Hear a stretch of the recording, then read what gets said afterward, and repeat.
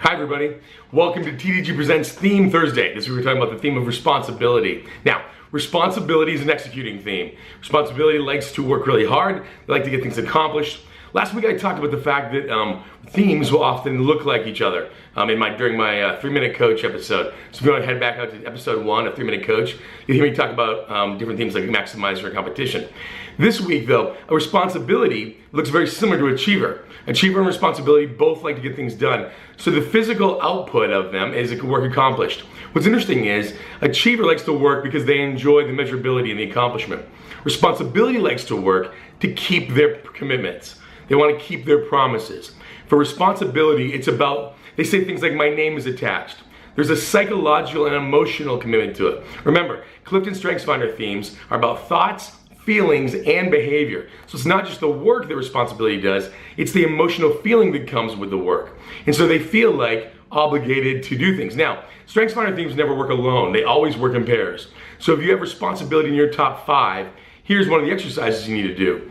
If responsibility at its core is about I own, then what theme in your 5 pairs up with that? So if you have responsibility communication, you might feel like I own my words. Responsibility empathy, I own people's feelings. Responsibility developer, I own people's progress. Responsibility futuristic, I own the long-term vision. Responsibility belief, I own making sure that core values stay core values. It's an ownership feeling. And so they like to be committed to things that they are very clear on.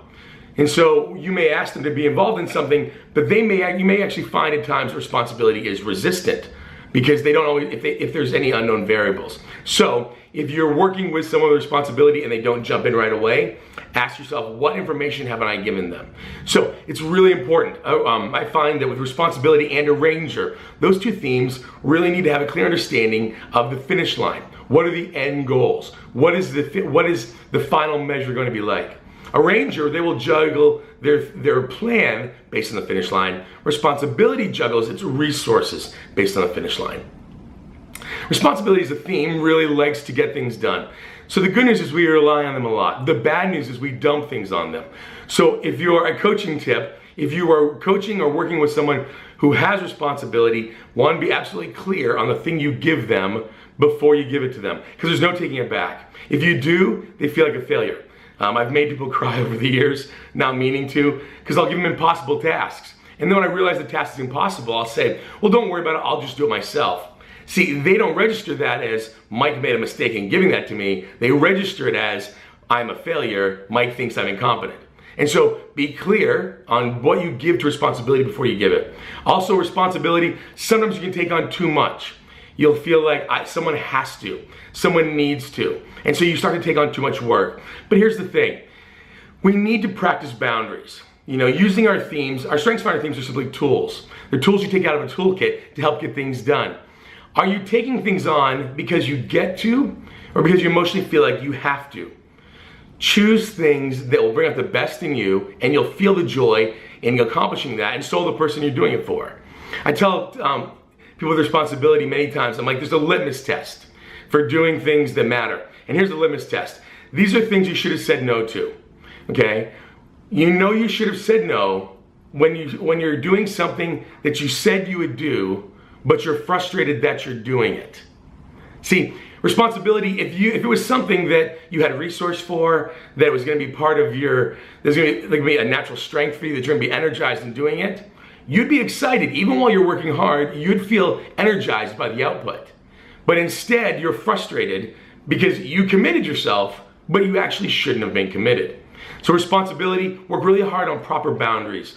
Also, recognize that you can't save me from myself. You need to understand where I end and you begin. Because otherwise, if you don't know that, you'll start to feel obligation and you'll start to feel stress. And in fact, burnout is not too far away. So when it comes to StrengthsFinder themes at TDG, we talked about them through the lens of communication, decision-making, self-management.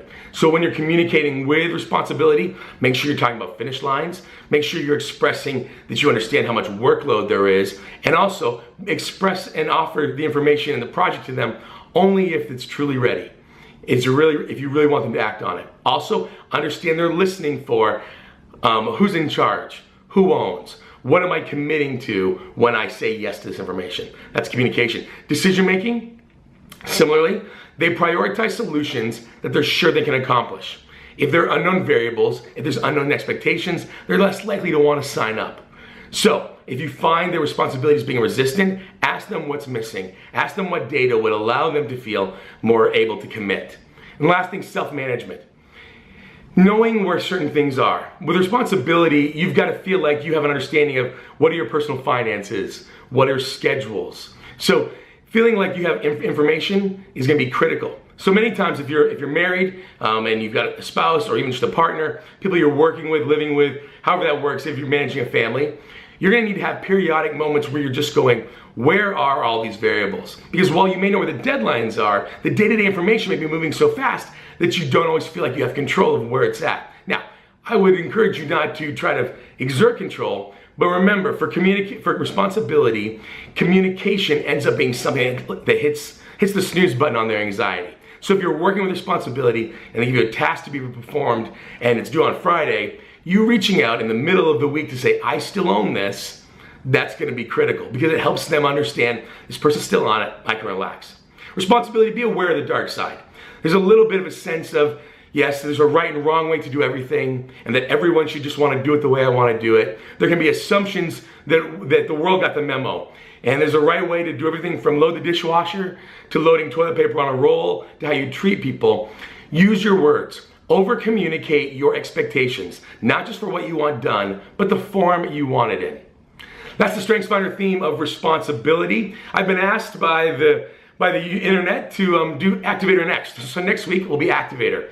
Go ahead, tag somebody in, as you're kind of listening to this, go ahead and tag somebody in your reply that you know that has responsibility. Share it with them. If there's another theme you'd like to hear, I'd love to hear from you. Just leave a comment on this or shoot me an email, info@thedophanygroup.com. Thanks so much. Look forward to talking to you next week. Lead courageously.